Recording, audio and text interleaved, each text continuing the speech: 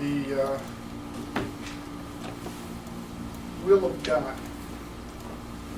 We spend a lot of our times in life asking the question, what is God's will for my life? How many of you ever asked that question?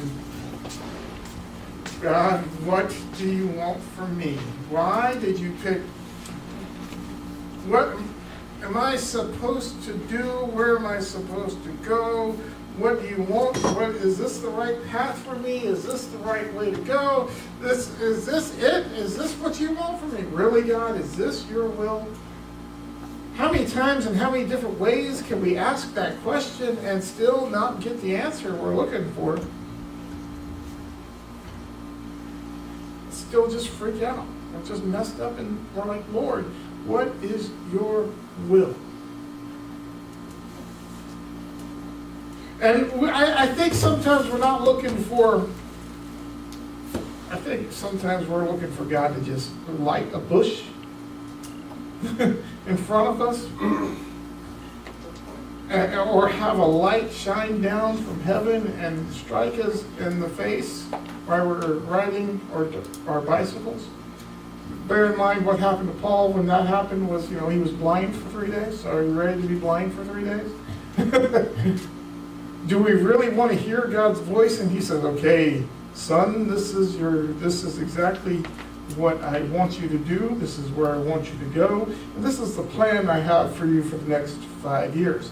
And if somebody wants to ask the question, if you got the plan of God for your life, would you want to do it? and you're like, would you still go ahead if you knew everything that was going to happen to you in the next 5 years for what God has called you to do? And I tell you, there is an answer in the Bible to the question of what is God's will.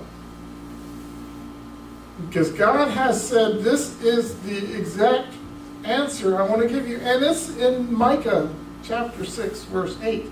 But before we get to chapter 6, verse 8, we're going to have to read verses 1 through 7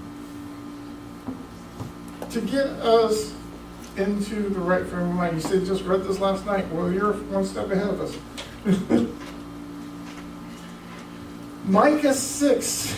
To give you a little background, Micah is one of the minor prophets. He's preaching in the southern kingdom of Judah, and this is just before they go into exile. Micah chapter 1 tells us the word of the Lord came to Micah of Moresheth in the days of Jotham, King Ahaz, and King Hezekiah of Judah, which he saw concerning Samaria and Jerusalem.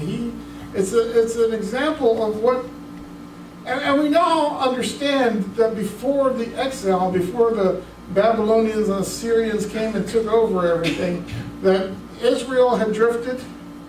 Jerusalem had drifted away from the will of God. They drifted away into worshiping God. They drifted away into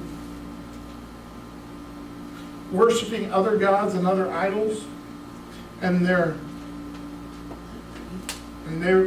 fixing to get taken over. Fixing to, that's a southern term. Sometimes my southern comes out. So Micah was called up as one of the prophets. I don't know a lot of the history of who Micah was, so don't ask me. But he begins by saying these things. Well, he preaches to them what God has told him. He's a prophet. And chapter 6 starts off with, hear what the Lord says. Arise, plead your case before the mountains. Let the hills hear your voice. Hear, you mountains, the indictment of the Lord, and you enduring foundations of the earth. For the Lord has an indictment against his people, and that he will contend with Israel. O my people, what have I done to you? How have I wearied you? Answer me, for I brought you up from the land of Egypt. and redeemed you from the house of slavery. I sent before you Moses, Aaron, Miriam. O my people, remember what Balak the king of Moab devised, and what Balaam the son of Beor answered him, and what happened from Shittim to Gilgal. And you may know the righteous acts of the Lord. I like to take things in chunks, so let's stop for a minute. Here we have them, God's coming up and he's telling Micah, preach before the mountains. Arise, plead your case before the mountains and the hills. Why? Because these mountains and hills have been there long before the people of Israel were there. They were there long before the nations made that. They were there from the creation, and they will be there long after the people Micah talked to of God. So plead your case to these mountains and hills. Let them stand as a witness for eternity of what the Lord's going to speak to you against. And he starts saying, people, you have, and I get the impression that the people of Israel are sitting there complaining. What have you done for me? Go back to that Janet Jackson song. What have you done for me lately? You know, ooh, yeah. We don't want to know what you've done in the past. Lord, what are you doing for me now? Lord, where are you? And why can't we see what you're doing for me? And the Lord's, I've been there. Lord, what have you done for me? Why are you using me? Where are you teaching me? Where are you taking me? And the people of Israel are sitting there, Lord, what have you done for me, for us? But Jesus, God says, what have I done for you? You got to read that almost, it all depends on how you read things. You know, you put emphasis on emphases. Emphases, is that the proper word? Emphasis. Emphasizes. Anyway, stop laboring over that word. You gotta, the way you say it is important, because we can say, oh my people, what have I done for you? You know, this God's asking that question. What do you know? It's like, I think it's more, it's an indictment, right? So he's vindictive. He's saying, what have I done for you? Well, let's see here. What have I done for you? I took you out of Egypt. I saved you from the king of, I saved you from destruction from Balak. You know the story of Balak and Balaam? Does Balaam sound familiar to any of you out there? Yeah, okay. Here's Numbers chapter 22. Balaam was a prophet that lived in Moab.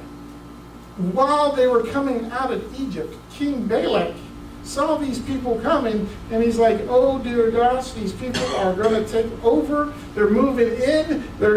We can't have them move in and take over. This is a problem. So he goes to Balaam, and he says, Balaam, prophesy. I heard if you curse them, that you can curse these people. And he's like, okay, let me see what I can do.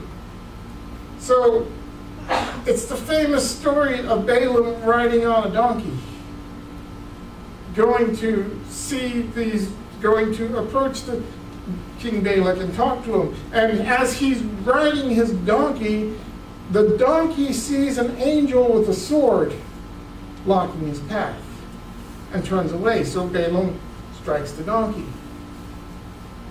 Then a second time he goes another way, and then he sees the donkey sees another angel with the sword, and he's like, oh no, I'm not going that way either. So he turns, so Balaam beats his donkey again.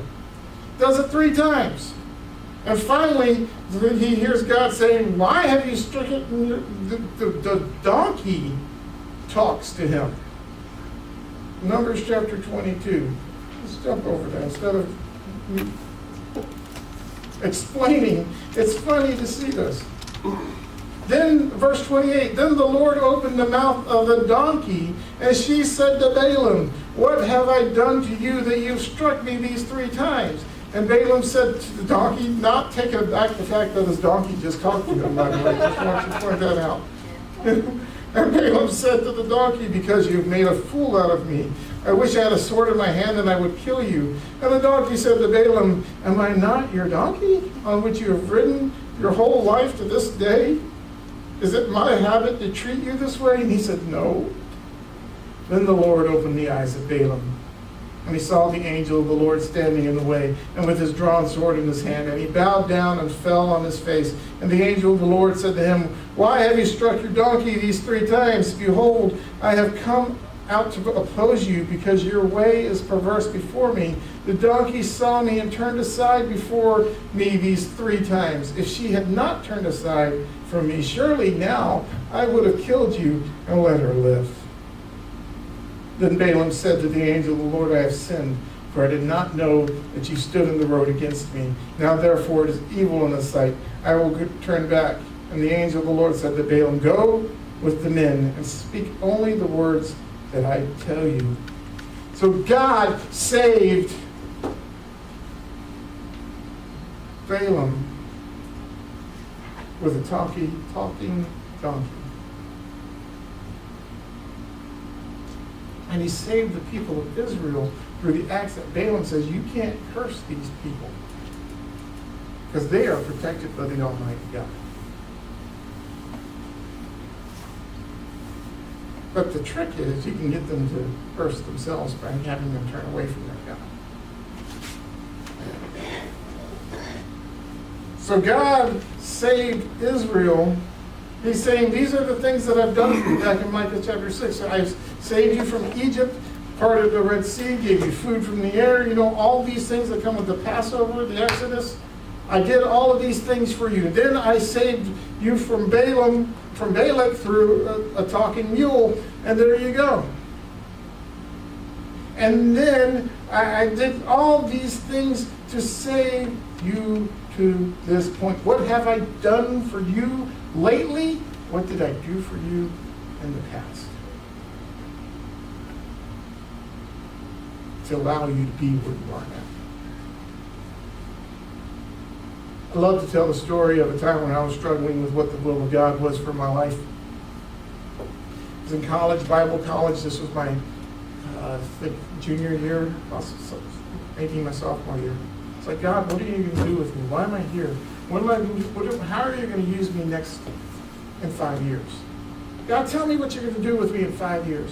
God, tell me what you're going to do with me next week. What am I going to do tomorrow for you? Why am I here at this college in the middle of Tigerville, South Carolina, which is in the middle of nowhere, and all I had was a Thai restaurant and the security guard, and I think the population of the town was how many people were in the college. Why am I here in the middle of nowhere with cows, donkeys, or whatever, and emus? What am I going? Why am I here? How are you going to use me? I don't see how you can use me. Went to a New Song concert. And it's, you're supposed to, that's just New Song. Wow. They were big back in the day. It was cheap. It was free, whatever.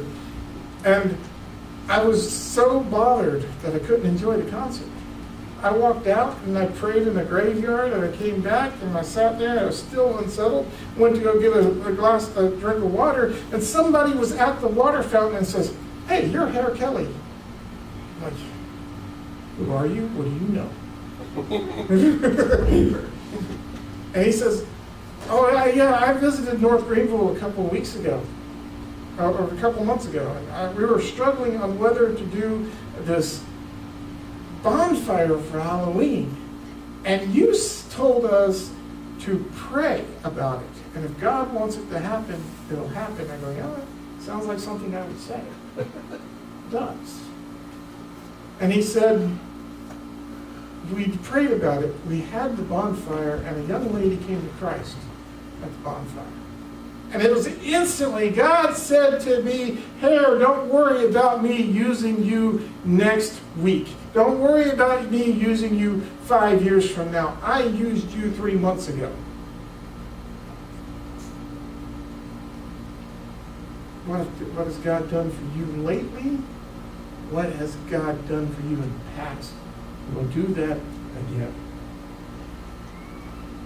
But that's another sermon for another time. So here we've got God saying these things that I've used you. I've done things for you. I've helped you. Don't worry about what we're going to do now. Next, worry about what I've done for you. Then I will do those again later. People of Israel respond in verse chapter 6. Chapter 6, verse 6, whichever way you want to say that. Verse 6 says, with what shall I come before the Lord and bow myself before God on high? Shall I come before him with burnt offerings, with calves a year old? Will the Lord be pleased with thousands of rams and 10,000s of rivers of oil? Shall I give my firstborn for my transgression, the fruit of my body for the sin of my soul? What God do you require of me? What God can I give to you that will satisfy you? What can I sacrifice for you that will make you happy? Lord, yes, you did all these things, and the 1,000 cow offerings, 1,000 offerings, 1,000 sacrifices will not even begin to repay you. God, what do you want from me? What is your will for me? This is the question we ask in our hearts, in our very souls. God, what do you want from me? What can I give you? I'll give you everything I got. It's still not enough. Verse 8. He has told you, O man, what is good and what the Lord requires from you. But to do justly, to love mercy, and to walk humbly with your God. 3 things. That's all God has asked for. Do these 3 things. Do justice. That word has appeared a lot in the news lately, hasn't it? There's a lot of angry people out there looking for justice.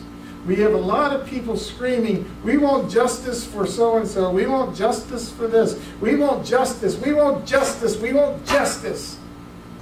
And they're mad about it.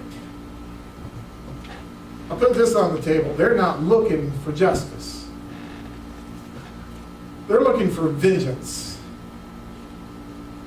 They're looking to bring people down lower to themselves. They're looking for a way to bring people low, to bring down systems and to hurt people that have hurt them. Is that justice?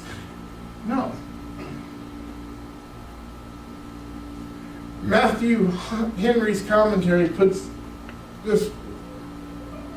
it this way: we must do justly, must render to all their due, according as our relation and obligation to them. Wow.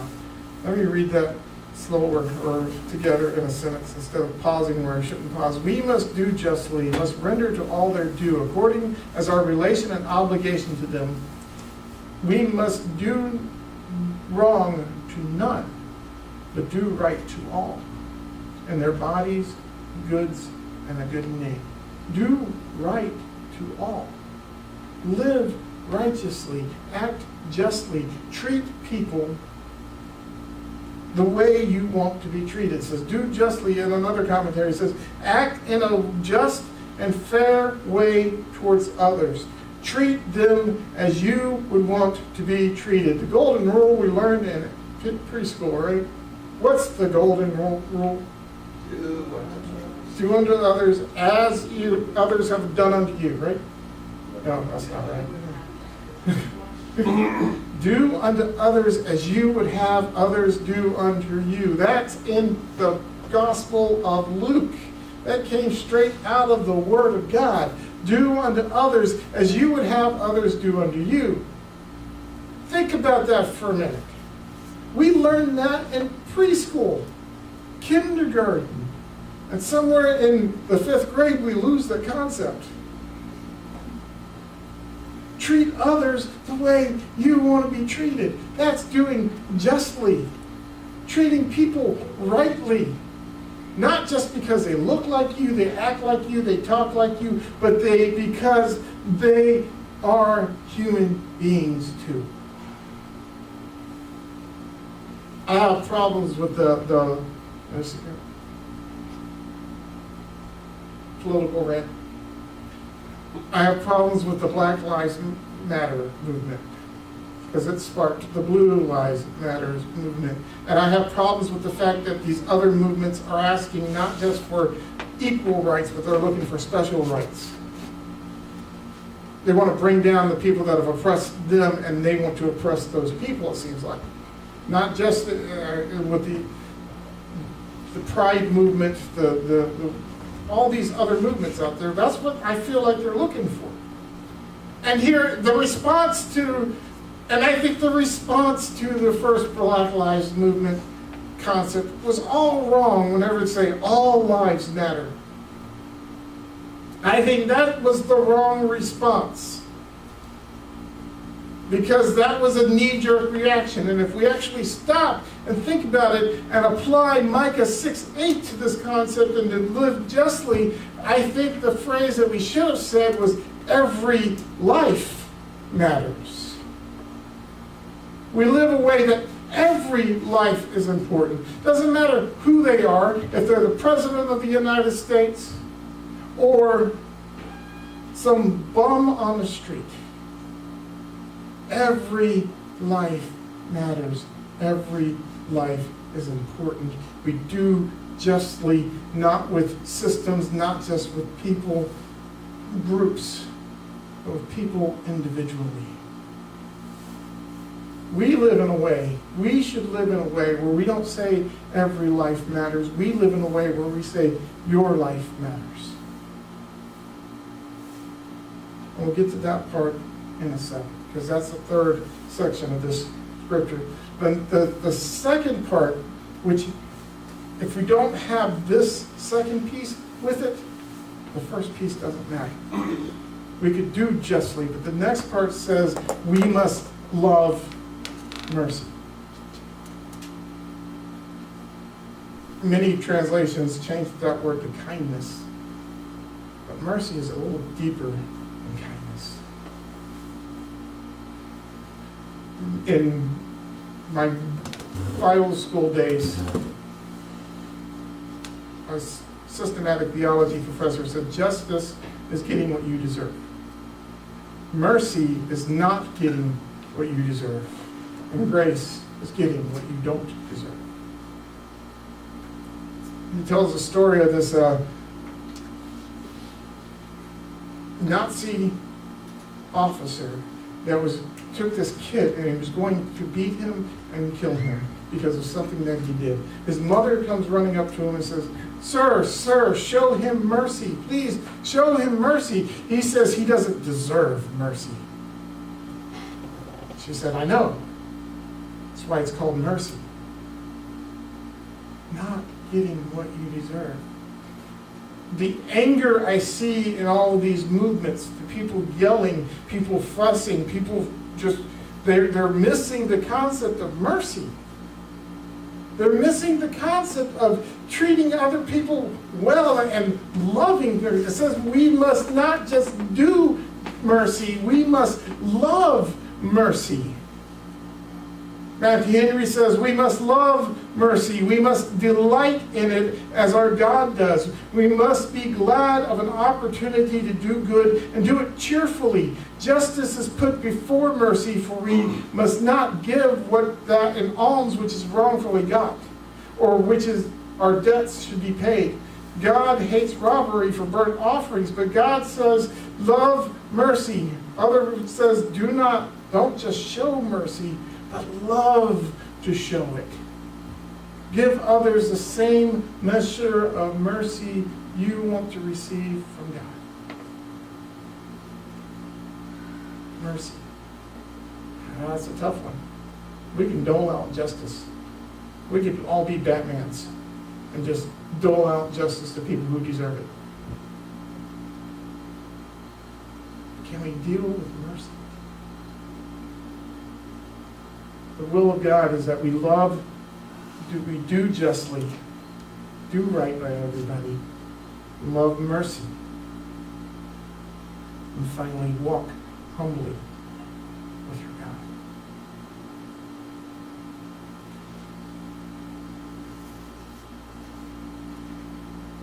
I'll read the words of Matthew Henry again. We must walk humbly with our God. This includes the duties of the first table, as the two former include the duties of the second table. We must take the Lord for our God in covenant, must attend on him, and adhere to him as ours. And we must make it our constant care and business to please him. The great preacher Charles Haddon Spurgeon says it this way: I would not advise any of you to try to be humble, but to be humble. As to acting humbly, when a man forces himself to it, that is poor stuff. When a man talks greatly about his humility, when he is very humble to everyone, he's generally a canting hypocrite. Humility must be in the heart, and then it will come out spontaneously as an outflow of life in every act that a man performs. To put that in plainer terms, I was given a pin for being the most humble, but I took it away from me because I wore it. People who talk about being humble, I am the most humble man in the world, they're probably not that humble. Humility isn't calling yourself humble, it's being humble. To know you aren't all that you say you ought to be. Spurgeon continues, true humility isn't thinking rightly of thyself, not meanly. No, true humility is thinking rightly of thyself, not meanly. When you have found out what you really are, you will be humble, for you are nothing to boast of. To be humble will make you safe. To be humble will make you happy. To be humble will make your music in your heart when you go to bed. To be humble here will make you wake up in the likeness of your master by and by. Not to feign humility. Feign humility is pride. But to be humble, to understand who you are, and understand that you are nothing, you are a speck, you are just a little piece, and God doesn't need you to do his job. God doesn't need you to fulfill his will on this planet Earth. He's got other people that can do the job just as well. But he chooses to use you because you are humble and you are ready to go. Watching a show on Sunday morning. Anybody watch the Sunday morning program on CBS? It's called CBS Sunday Morning. And they're talking to, great title. It's on CBS and it's on Sunday morning. And I was watching it before I got here, and it was talking about geniuses. And there are how many shows out there on TV that have geniuses? I think of Big Bang Theory, and they're like, genius, I'm a genius, I'm a genius. And then there's a TV show, Scorpion, which I think I'm so glad it got canceled because I didn't think it had that long of a shelf life. Anyway, because those people always boasted about their genius. They're always talking about, because I'm a genius. But then they talked about on Sunday morning the people who are real geniuses throughout the history. Albert Einstein and Ben Franklin and all these other, Madame Curie, and all these people that are geniuses that they talk to on the TV show. And I realize there's a thread that goes along with some of them. They're not the boastful genius people that they didn't have egos this size. A lot of them were humble individuals who were smart enough to say that I don't know everything, I want to find out more things. I don't know everything. I don't know anything. Albert Einstein's quote that says, "I want to know God's thoughts. The rest are merely details." They had a good idea of who they were in the planet Earth and who they are in the place, and they did great things and they weren't boasting about it. They were humble about it. If somebody else has to share your accolades before you do, that's humility.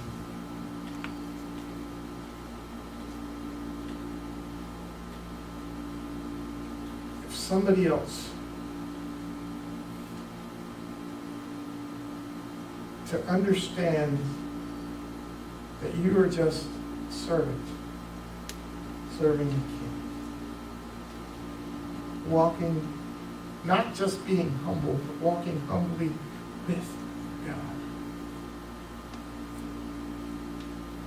That is the will of God, to do justice, to love mercy, and to walk humbly with your God. The picture up there on the screen is an original photo that's taken on my coffee table, on my kitchen table actually. And these are the tools that we use to help find things. You got a Coffee beans? yes. Caffeine, man, come on.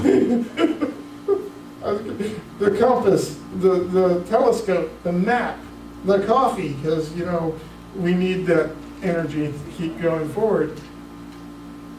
But all we really need to find the will of God, if we really submit to the will of God and follow these three pieces of justice, mercy, and humility, the will of God will be revealed to us specifically in its due time.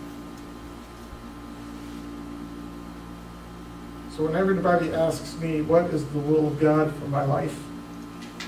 I look at them and I say, read Micah chapter 6, verse 8. And do what it says. Let's pray. Father God, you have shown us what the will is. You have shown us what your purpose is. God, we don't always understand. We don't always know the specifics. But God, you said, I'll take care of the details. I'll let you know when it's time. Just do these things, these things. God, help us to figure out how to treat everybody justly. How to treat everybody right. God, help us to figure out, God, help us to just love mercy. And God, if we don't have it yet, teach us humility. We love you in Jesus' name. Amen.